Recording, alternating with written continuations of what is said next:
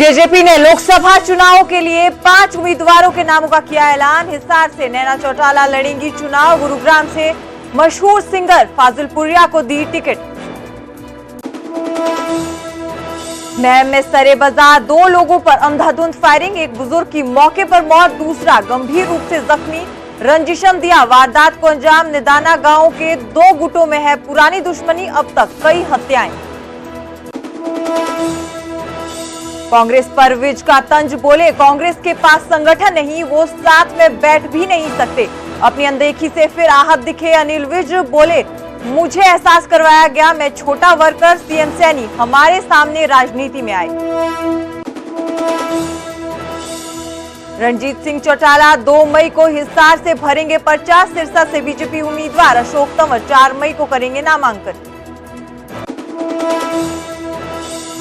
रानिया हलके में बीजेपी प्रत्याशी अशोक तंवर और चौधरी रणजीत सिंह चौटाला का विरोध। किसानों ने दिखाए काले झंडे, जमकर की नारेबाजी। कांग्रेस के उम्मीदवारों के ऐलान में हो रही देरी पर पूर्व सीएम मनोहर लाल ने ली चुटकी, बोले जल्दी उम्मीदवार उतारें, अभी लड़ाई में मजा नहीं आ रहा। संगरूर से टिकट ना मिलने पर दरवीर गोल्डी का छलका दर्द। फेसबुक पर लाइव होकर कांग्रेस हाईकमान से पूछा, 2022 विधानसभा चुनाव में बड़े चेहरे की जरूरत थी या अब? कहा अब तक मेरी 3 बार टिकट काट चुकी है पार्टी। गुरुग्राम के निजी स्कूल में लगी भयानक आग। कड़ी मशक्कत के बाद आग पर पाया गया काबू। अष्टमी के चलते स्कूल देरी से लगने से टला बड़ा हादसा। आम आदमी पार्टी ने पंजाब के लिए 4 और उम्मीदवारों का किया ऐलान। अकाली दल छोड़कर आप में आए पवन टीनू को जालंधर से बनाया उम्मीदवार। लुधियाना, गुरदासपुर और फिरोजपुर से मौजूदा विधायकों को मिली टिकट। पंजाब बीजेपी के 3 और उम्मीदवारों के नामों का हुआ ऐलान। भटिंडा से सिकंदर सिंह मलूका और बहू परमपाल कौर को दी टिकट। होशियारपुर से अनीता सोम प्रकाश को बनाया उम्मीदवार। खडूर साहिब से मनजीत सिंह मन्ना उम्मीदवार। गुजरात के भावनगर में रोड शो के दौरान सीएम मान हुए भावुक। केजरीवाल को याद कर सीएम मान की आंखें हुई नम, बोले जेल में केजरीवाल के साथ आतंकवादी की तरह व्यवहार कर रही सरकार। रामदेव को आज भी सुप्रीम कोर्ट से नहीं मिली माफी। 23 अप्रैल को फिर होगी सुनवाई। सार्वजनिक तौर पर माफी मांगने को तैयार है रामदेव। श्रीनगर में बटवार में झेलम नदी में पलटी नाव। अब तक 6 लोगों के शव बरामद, 3 की तलाश जारी। हादसे के वक्त नाव में सवार थे 15 लोग। सलमान खान के घर पर फायरिंग करने वाले दोनों शूटर्स गिरफ्तार। मुंबई क्राइम ब्रांच ने गुजरात से किया दोनों को काबू। दोनों को कोर्ट ने 25 अप्रैल तक रिमांड पर भेजा। पुलिस के मुताबिक आरोपियों ने 5 राउंड फायर किए थे।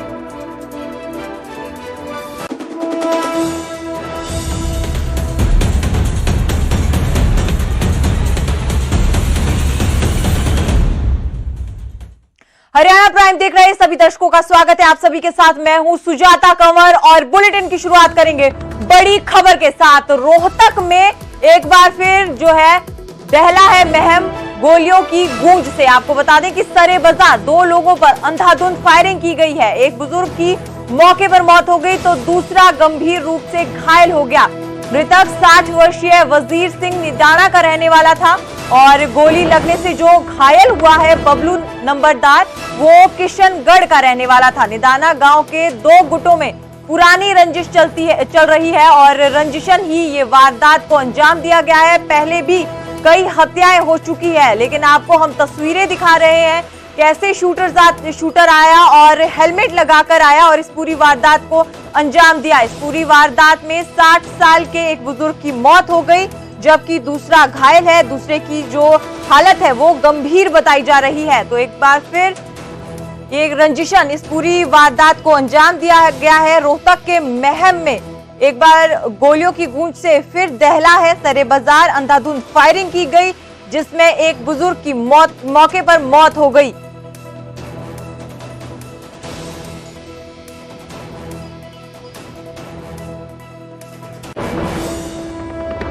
जेजेपी ने भी अपने 5 लोकसभा उम्मीदवारों के नाम जो है वो घोषणा कर दी है। पहली सूची जो है वो जारी हो गई है। हिसार से नैना चौटाला को पार्टी ने उम्मीदवार बनाया है। सिरसा से पूर्व विधायक रमेश खड़क जो है वो यहां पर उम्मीदवार होंगे। फरीदाबाद से जेजेपी ने युवा नेता नलिन हुड्डा को उम्मीदवार बनाया है।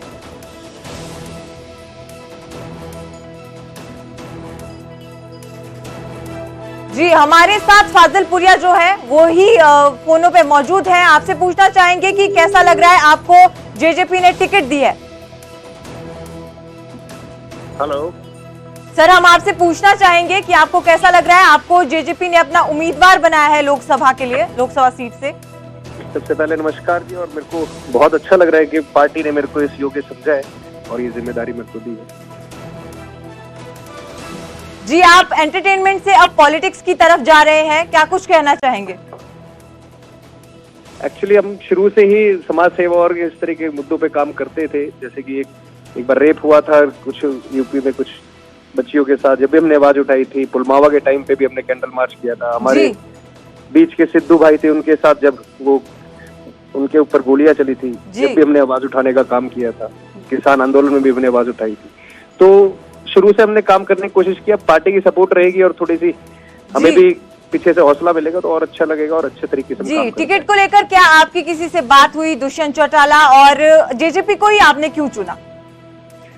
मेरे को उनकी विचारधारा पसंद है और मेरे काफी करीबी भी रहे हैं हम, दुष्यंत जी और हमारे बड़े भाई दिग्विजय भाई जी। तो उनके विचार, उनका काम करने का तरीका, उनका जो जोश है जी, और कहीं ना कहीं हम उम्र भी हैं, तो इसलिए इस पार्टी से मैं जुड़ा हुआ हूँ और इसलिए उनके साथ मैंने काम करना सोचा। जी, गुरुग्राम से आपको टिकट दी गई है, क्या कुछ तैयारियां आपकी रहेंगी इसके बाद? तैयारी तो जनता ने करनी है, तैयारी तो मेरे जितने भी सपोर्ट है उनने करनी है, तैयारी हमारे समाज ने, छत्तीस बिरादरी ने करनी है जी। एक नया चेहरा, एक नए जोश के साथ उनके साथ जुड़ने जा रहे हैं। तो मैं तो सबसे रिक्वेस्ट यही करूंगा कि जितने भी हमारे जनता जनार्दन है वो मेरे साथ जुड़े, वो मेरा हौसला बढ़ाए और मेरे को आगे लेके जाए। जी, गुरुग्राम सीट पर आप मुकाबला अपना किससे देखते हैं? हालांकि कांग्रेस ने अभी तक अपने प्रत्याशियों के जो नाम है वो ऐलान नहीं किया है, लेकिन फिर भी आप गुरुग्राम में किसे अपना जो है देखते हैं कि इनसे आपका जो तगड़ा मुकाबला हो सकता है? मुकाबला तो जनता का रहेगा। मेरे तो विचारों का मुकाबला है। मेरे तो जो विचार है हमारे, जिनके ऊपर आज तक काम नहीं है, मेरे तो उनके साथ मुकाबला है। तो हमने तो विचारों की लड़ाई लड़नी है, मुकाबला हम किसी को मानते ही नहीं। जो भी है हमारे आदरणीय है वो अपना काम करेंगे, हम अपना काम करेंगे, हम अपने विचारों को रखेंगे, उनके ऊपर हम काम करेंगे। जी, शुक्रिया हमारे साथ जुड़ने के लिए। तो गुरुग्राम से राहुल यादव फाजिलपुरिया को टिकट दी गई है। इसी के साथ साथ आपको बता दें कि हिसार से नैना चौटाला को जो है पार्टी ने उम्मीदवार बनाया है। फरीदाबाद से जेजेपी युवा नेता नलिन हुड्डा को उम्मीदवार बनाया गया है। भिवानी महेंद्रगढ़ से पूर्व विधायक राव बहादुर सिंह को उम्मीदवार बनाया गया है। तो ये बड़ी खबर, जेजेपी ने पहली सूची जारी की है जिसमें 5 उम्मीदवारों के जो है नाम लिखे गए हैं। 5 उम्मीदवारों की घोषणा यहां पर की गई है। और हिसार सीट की अगर बात करें तो मुकाबला जो है यहां पर रोमांच से भरा रहेगा। परिवार की सियासत देखने को मिल सकती है क्योंकि हिसार से बीजेपी ने रणजीत सिंह चौटाला को टिकट दी है और अब जेजेपी ने यहां से दुष्यंत सिंह चौटाला की माता यानी कि नैना चौटाला को टिकट दी है। और आईएनएलडी की तरफ से भी नैना चौटाला की जो उम्मीदवारी है लगभग जो है वो तय मानी जा रही है।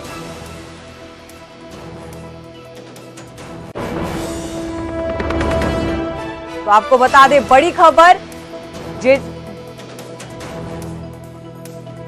वहीं रोहतक में गोलियों की गूंज से दहला है महम। आपको बता दें कि सरे बाजार 2 लोगों पर अंधाधुंध फायरिंग की गई है और एक बुजुर्ग की मौके पर मौत हो गई, दूसरा गंभीर रूप से घायल हो गया। 60 वर्षीय वजीर सिंह की मौत हुई है जबकि दूसरा बुजुर्ग घायल है। निदाना गांव में 2 गुटों में ये पुरानी रंजिश चल रही है। पहले भी कई बार हत्याएं हो चुकी है। तो हम आपको तस्वीरें दिखा रहे हैं।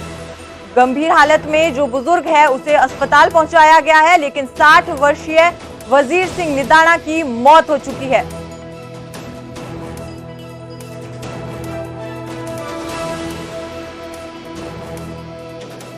हादसे के वक्त की ये तस्वीरें हैं। सीसीटीवी इस वीडियो का सामने आया है। हम आपको वो हमलावर दिखा रहे हैं जिसने इस पूरी वारदात को अंजाम दिया। हेलमेट लगाकर इस पूरी वारदात को अंजाम दिया, घायल हुआ है बबलू नंबरदार। और निदाना गांव में ये पुरानी रंजिश है, बहुत वक्त से इस तरह से चलता आ रहा है। 2 गुटों में ये पुरानी रंजिश है और सरे बाजार 2 लोगों पर अंधाधुंध फायरिंग की गई। दिन का ये पूरा मामला है। कानून का कोई खौफ नहीं लोगों को। रंजिशन इस तरह की वारदातों को अंजाम दिया जा रहा है जिसमें 60 वर्षीय बुजुर्ग की मौत हो गई, दूसरा गोली लगने के बाद गंभीर रूप से घायल है। तो गोलियों की गूंज से एक बार फिर महम जो है वो दहला है। पुरानी रंजिश का ये सारा मामला है। पहले भी इस तरह की हत्याएं हो चुकी है। 2 गुटों की ये पुरानी रंजिश है जिसमें अब तक कई लोगों की मौत हो चुकी है।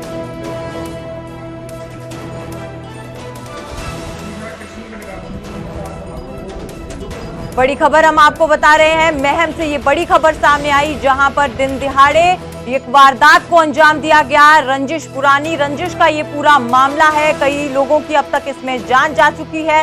सरे बाजार 2 लोगों पर फायरिंग की गई, अंधाधुंध फायरिंग की गई। एक बुजुर्ग की मौत हो गई जबकि दूसरा गंभीर रूप से घायल है। गंभीर रूप से घायल बुजुर्ग को अस्पताल में भर्ती करवाया गया है। खबर पर ज्यादा जानकारी के लिए हमारे सहयोगी धीरेन्द्र हमारे साथ है। धीरेन्द्र, क्या कुछ जानकारी आपके पास? पुरानी रंजिश का ये पूरा मामला है और जो घायल है उनकी स्थिति क्या है?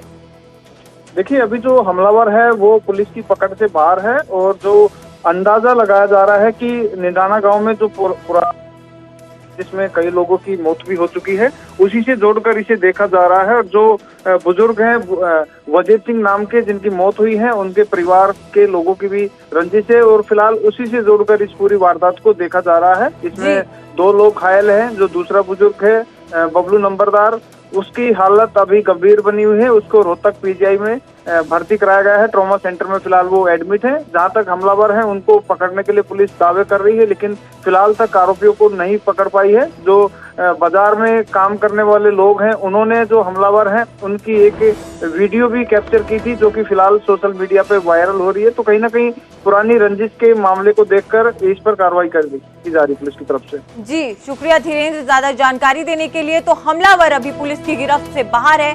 सरेआम 2 लोगों पर फायरिंग की गई जिसमें एक की मौत हो गई, दूसरा गंभीर रूप से घायल है। हम आपको तस्वीरें दिखा रहे हैं कि कैसे हेलमेट पहनकर जो ये बदमाश है वो आते हैं, अंधाधुंध फायरिंग करते हैं। 2 लोगों की मौत हो जाती है, माफ कीजिएगा, एक की मौत हुई है तो दूसरा गंभीर रूप से घायल है और अस्पताल में भर्ती है। निदाना गांव में 2 गुटों में पुरानी रंजिश का ये मामला है। सरे बाजार इस रंजिश में 2 लोगों पर अंधाधुंध फायरिंग की गई।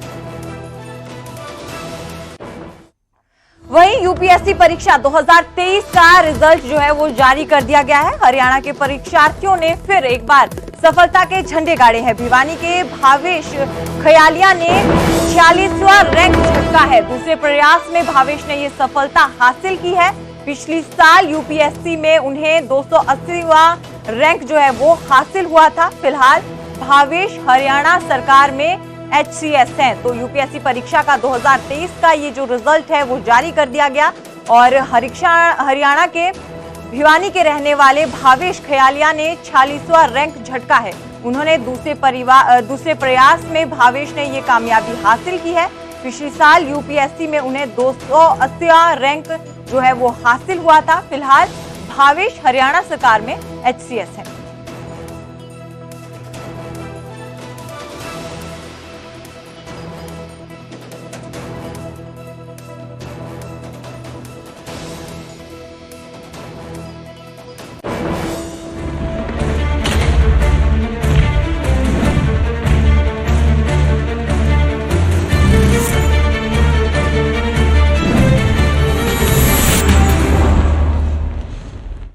वहीं हरियाणा की राजनीति का रुख करेंगे। आपको बता दें कि अनिल विज ने कांग्रेस पर तंज कसा है। उन्होंने कहा कि कांग्रेस के पास संगठन ही नहीं है, वो साथ में बैठ ही नहीं सकते, हमेशा लड़ते रहते हैं। वहीं उन्होंने ये भी कहा कि कांग्रेस की गाड़ी अभी चल ही नहीं रही है।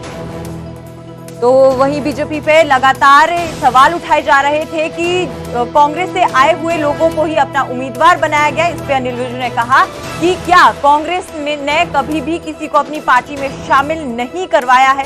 वहीं अपनी अनदेखी से जो है वो खफा दिखे अनिल विज। उन्होंने कहा कि सीएम सैनी हमारे सामने राजनीति में आए हैं और मुझे एहसास करवाया गया है कि मैं छोटा सा वर्कर हूँ।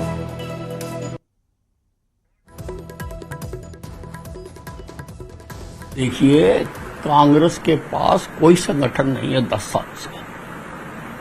यदा कदा कुछ ग्रुप्स हैं और वो आपस में कभी इकट्ठे भी नहीं बैठ सकते, लड़ते रहते हैं। ये तो कांग्रेस पार्टी तो जिस प्रकार से कोई बड़ी फर्म है वो अपनी एजेंसियां बांटती है। या मान लो सब्जी मंडी में आपने देखा होगा कि सब्जी जब आ जाती है तो रेहड़ियों वाले आते हैं, फिर वहाँ बोली लगती है, जो ज्यादा बोली देता है वो सब्जी लेके चला जाता है। वही हिसाब इनका, अब उसमें टाइम तो लगेगा ही।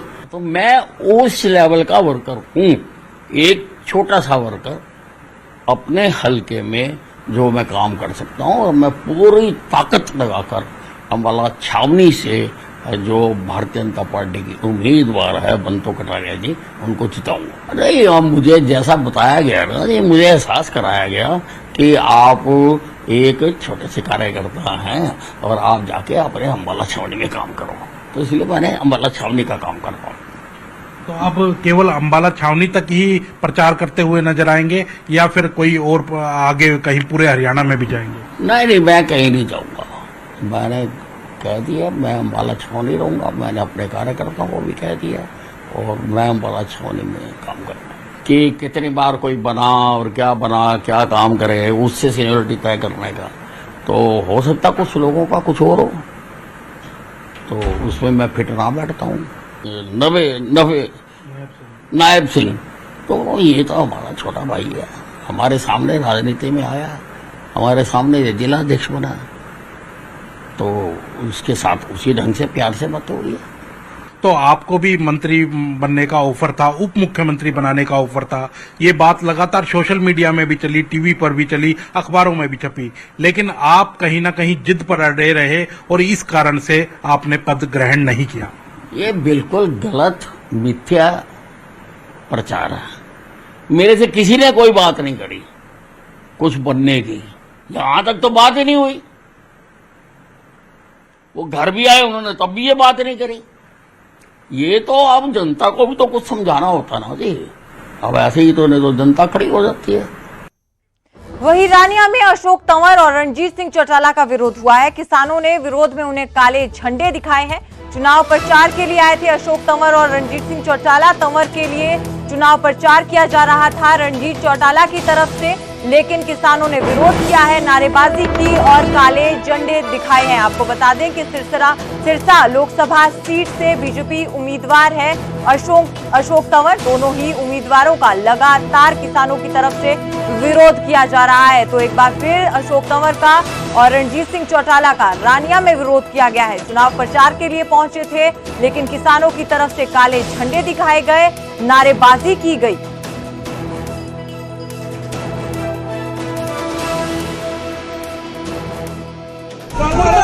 साथियों, आज रानिया गाबा पैलेस के अंदर जो मीटिंग थी बीजेपी प्रत्याशी अशोक तंवर और बिजली मंत्री चौधरी रणजीत सिंह की, उसका विरोध करने का हमारा मकसद मेन यही है कि देखो इलेक्शन चल रहे हैं और ये हवाई कैंडिडेट जो आए हैं इनसे यही पूछना कि बीते समय में हमारे किसान मजदूर के ऊपर आपने जो तशद्दुद किया, उससे रिलेटेड हमारे एमएसपी को लेकर, बिजली बिलों को लेकर जो सवाल थे, या मौके पे जो हमारा शंभू और इन बॉर्डरों के ऊपर जो आंदोलन चल रहा है, जैसे शुभकरण की शहीदी हुई, जैसे 700 से ऊपर किसान शहीद हुए, उनको लेकर इनसे सवाल पूछने थे, लेकिन सवालों का जवाब देने के बजाय ये लोग उस पैलेस की पिछली खिड़की से निकलकर भागे।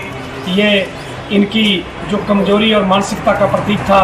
इनकी कुर्सियां भी खाली रही और इनकी मीटिंग भी फेल रही।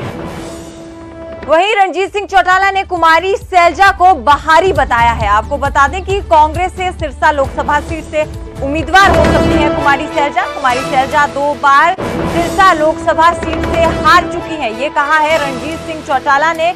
और इसी के साथ साथ उन्होंने ये भी कहा कि सैलजा का सिरसा से कोई भी वास्ता नहीं है, उनका ना यहाँ पर घर है ना जमीन। आपको बता दें कि रणजीत चौटाला का 10 की 10 सीटों पर जीत का दावा भी उन्होंने किया है।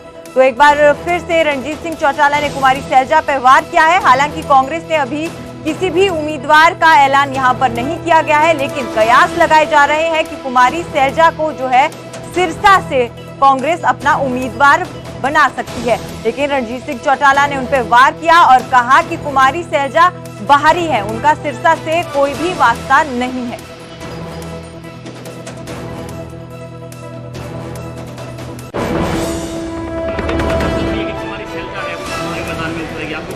पहले 2 बार लड़ी हारी है ना बुरी तरह, 87 में लड़ी, उसके बाद फिर वो 89 में लड़ी, दोनों बार बहुत बुरी तरह लाख वोट से हारी है। शैलजा क्या है, कभी यहाँ रही नहीं, उसका कोई लेना देना नहीं, यहाँ उसका मकान नहीं, यहाँ उसकी जमीन नहीं, क्या लेना देना है उसका। सब दोनों जो कैंडिडेट हैं बीजेपी के, आप और लोकसभा, अशोक तंवर जी की यहाँ कोठी है, उसकी कोठी है क्या? यहाँ कोई उसका एड्रेस है क्या? कोई पता है? दिल्ली में रहती है, कभी आई नहीं। दोनों कैंडिडेटों ने एक दूसरे की मदद करने का भरोसा दिलाया है। दोनों नहीं, हम 400 कैंडिडेट है। क्या भारतीय जनता पार्टी का जहाँ कमल है उसके साथ हम खड़े, कमल की छांव में हर पार्टी का कार्यकर्ता खड़ा है। वित्त मंत्री जेपी दलाल ने न्यूज 18 से खास बातचीत की, बीजेपी का संकल्प पत्र बताया। उन्होंने कहा कि ये मोदी की गारंटी है जो बीजेपी का संकल्प पत्र है। इसी के साथ साथ उन्होंने कहा कि हमने धारा 370 को खत्म किया है और राम मंदिर भी बनाया है। किसानों की आय दोगुनी करने के वादे पर भी यहाँ पर जेपी दलाल ने जवाब दिया। उन्होंने कहा कि कोरोना महामारी में जो 2 साल खराब हो गए थे, लेकिन मोदी प्रबंधन से हम अच्छे से उससे उभर कर निकल आए।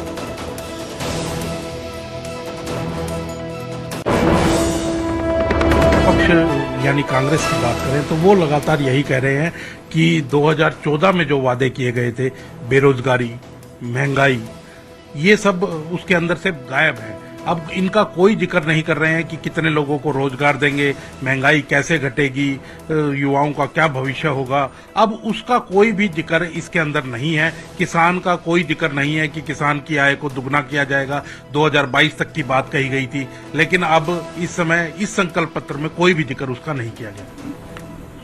सब लोगों को पता है कि पिछला जो 1.5-2 साल था योजना का, उसमें भयंकर जो बीमारी आई कोरोना की, उसमें सबसे अच्छा प्रबंधन दुनिया के अंदर हमारा रहा और किसानों के दम पर जो है हम 80 करोड़ लोगों को अनाज देने के लिए सक्षम हुए और सब लोगों को फ्री में वैक्सीन लगवाई।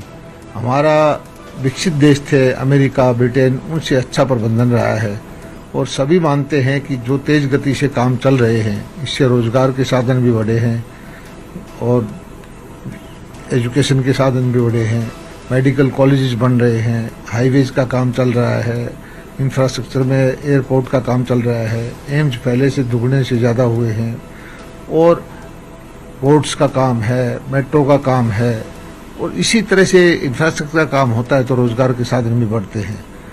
ये एक ऑनगोइंग प्रोसेस है और मोदी जी का लक्ष्य ये है कि कुछ छोटे लक्ष्य लेकर वो नहीं चलते। देश को पूरी तरह से विकसित राष्ट्र की श्रेणी में खड़ा करना, ये उनका लक्ष्य है। हरियाणा प्राइम में फिलहाल इतना ही। आप देखते रहिए न्यूज 18 पंजाब हरियाणा।